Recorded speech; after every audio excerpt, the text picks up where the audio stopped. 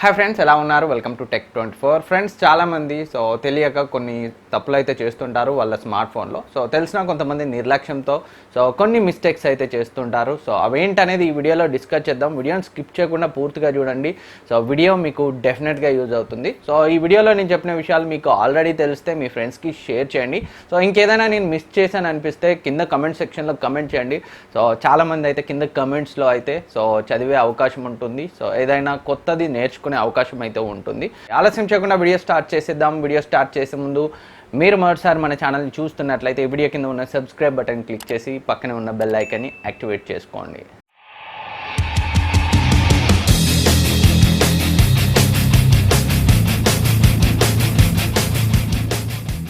Friends, మనం మన ఫోన్లో ఏదైనా సాఫ్ట్వేర్ అప్డేట్ రాగానే వెంటనే కొత్త అప్డేట్ వచ్చింది కదా అని అయితే ఇన్స్టాల్ చేస్తుంటాం. అప్డేట్ రావడం ఎప్పుడైనా మంచిదే. అప్డేట్ అంటేనే చాలా ఇష్యూస్ని అయితే ఫిక్స్ చేస్తారు, సెక్యూరిటీ ప్యాచ్ తీసుకొస్తారు. కొన్నిసార్లు ఏదైనా ఫీచర్స్తో అప్డేట్స్ అయితే వస్తుంటాయి.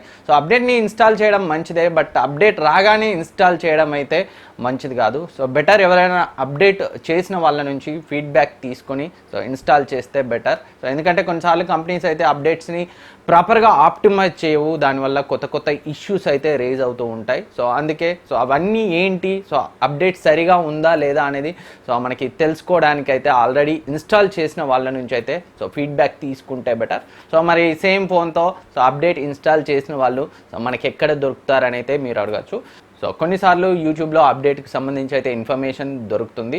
కొన్నిసార్లు యూట్యూబర్స్ చేయకపోయినా మీకు మీ మొబైల్ ఏదైతే ఉందో ఆ మొబైల్ నేమ్తో టెలిగ్రామ్లో సెర్చ్ చేయండి అండ్ ఫేస్బుక్లో సెర్చ్ చేయండి. దానికి సంబంధించిన గ్రూప్స్ ఉంటాయి. ఆ గ్రూప్లో అప్డేట్ని ఇన్స్టాల్ చేసిన వాళ్ళ దగ్గర నుంచి ఫీడ్బ్యాక్ అయితే డెఫినెట్గా ఉంటుంది. అక్కడ నుంచి అయితే మీరు తెలుసుకోవచ్చు. అప్డేట్ రాగానే ఇన్స్టాల్ చేయడం కాకుండా 1 or 2 days వెయిట్ చేసి ప్రాపర్గా ఉందా లేదా అనేది తెలుసుకున్న తర్వాత అప్డేట్ చేస్తే బాగుంటుంది. అండ్ మరొక విషయం చూసినట్లయితే సాఫ్ట్వేర్ అప్డేట్ని ఇన్స్టాల్ చేసిన తర్వాత చాలామంది అయితే నాకు బ్యాటరీ డ్రైన్ అవుతుంది, రీబూట్ అవుతుంది ఫోన్, ఇలాంటి కంప్లైంట్స్ అయితే చేస్తుంటారు.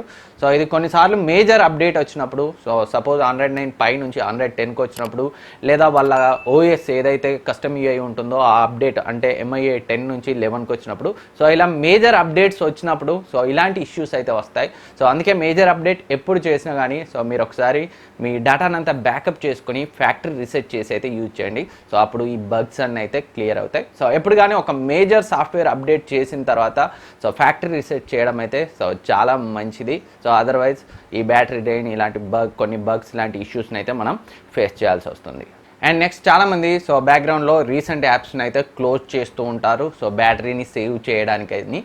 నిజానికి మనం రేర్గా యూజ్ చేసే యాప్స్ని రీసెంట్స్ నుంచి బ్యాక్గ్రౌండ్స్ నుంచి తొలగించడం మంచిదే. బట్ మనం రెగ్యులర్గా యూజ్ చేసే యాప్స్ని మాత్రం ఈ రీసెంట్ బ్యాక్గ్రౌండ్స్ నుంచి అయితే రిమూవ్ చేయకండి.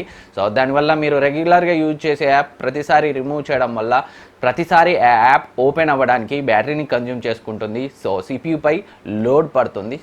అది లోడ్ కావడానికి కూడా చాలా టైం పడుతుంది. మీరు రెగ్యులర్గా యూజ్ చేసే యాప్స్ని మాత్రం బ్యాక్గ్రౌండ్లో కిల్ చేయకండి, వాటిని అలాగే ఉంచండి. దానివల్ల మీకు సిపియు మీద లోడ్ పడదు, బ్యాటరీ కూడా తక్కువ కన్జ్యూమ్ అవుతుంది అండ్ మోరోవర్ యాప్ కూడా ఫాస్ట్గా ఓపెన్ అవుతుంది. ప్రతిసారి మీరు క్లోజ్ చేసి ఓపెన్ చేసేటప్పుడైతే యాప్ కొంచెం టైం తీసుకుంటుంది. ఒకసారి ఓపెన్ చేసిన తర్వాత రెగ్యులర్గా వాడే మన యాప్స్ ఉంటాయి కదా, వాట్సాప్, ఇన్స్టాగ్రామ్, ట్విట్టర్, యూట్యూబ్ ఇలాంటి యాప్స్ని అయితే బ్యాక్గ్రౌండ్లో ఉంచుకోవడమే ఉత్తమం. అండ్ నెక్స్ట్, మనలో చాలామంది కొత్త స్మార్ట్ ఫోన్ రాగానే వాళ్ళకు ఉన్న పాత మెమరీ కార్డ్ని అయితే నేరుగా ఆ ఫోన్లో అయితే ఇన్సర్ట్ చేసుకొని అయితే యూజ్ చేస్తుంటారు.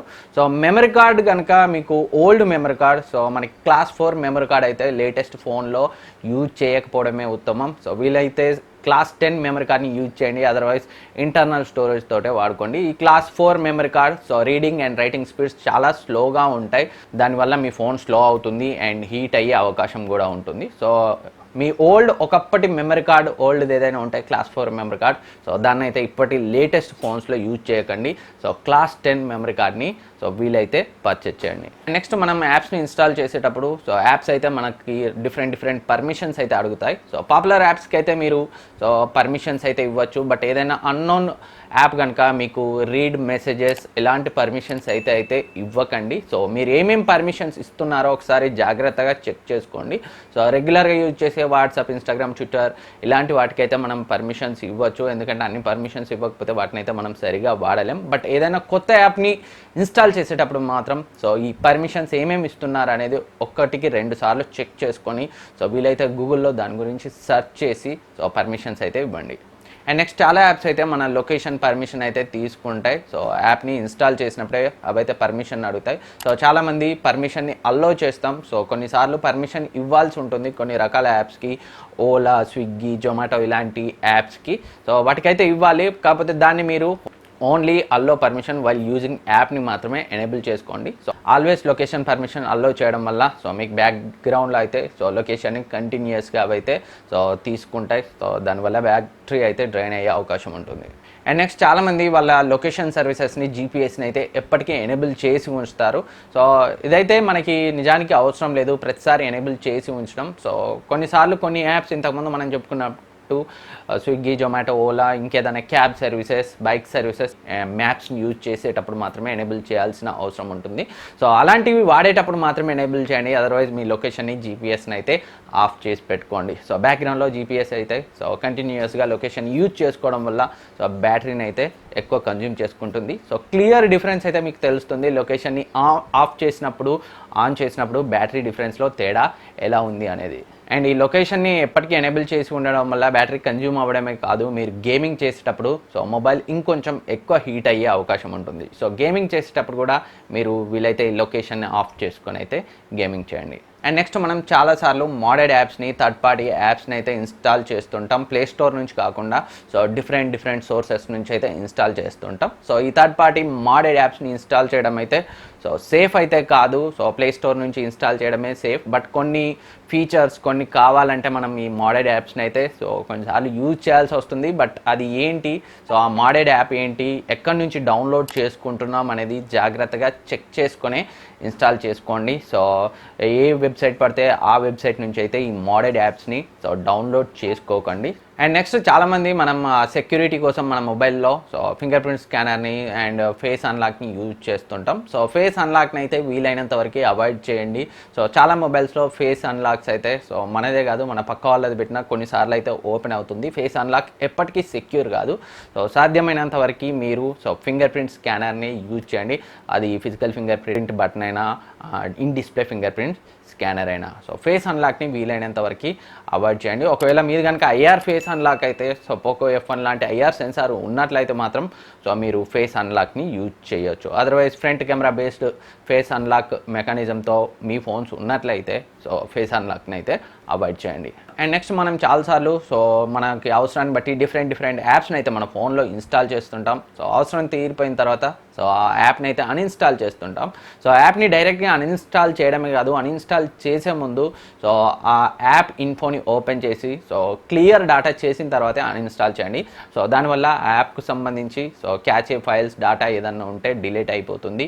సో అండ్ బ్యాక్గ్రౌండ్ ప్రాసెస్ ఆ యాప్కు సంబంధించి మనం అన్ఇన్స్టాల్ చేసినా సో జరుగుతూ ఉంటాయి. ఈ క్లియర్ డేటా చేసి అన్ఇన్స్టాల్ చేయడం వల్ల సో ఆ బ్యాక్గ్రౌండ్ ప్రాసెస్ని అయితే మనం స్టాప్ చేయొచ్చు. సో ఎప్పుడు కానీ యాప్ని అన్ఇన్స్టాల్ చేస్తే డైరెక్ట్గా అన్ఇన్స్టాల్ చేయకుండా సో దానికి సంబంధించిన డేటాను అంతా క్లియర్ చేసి అన్ఇన్స్టాల్ చేసేయండి.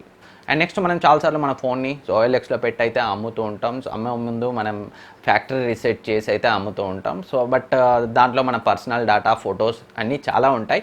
ఈవెన్ మనం రీసెట్ చేసి మన ఫోన్ని అమ్మిన తర్వాత కూడా సో వాళ్ళు తిరిగి వాటిని అయితే సో రికవర్ చేసే అవకాశం అయితే ఉంటుంది. సో అలా అవకాశం లేకుండా ఉండడం కోసం వీలైతే రికవరీ మోడ్లోకి వెళ్ళి సో ఫ్యాక్టరీ డేటాని అయితే 2 times రీసెట్ చేయండి.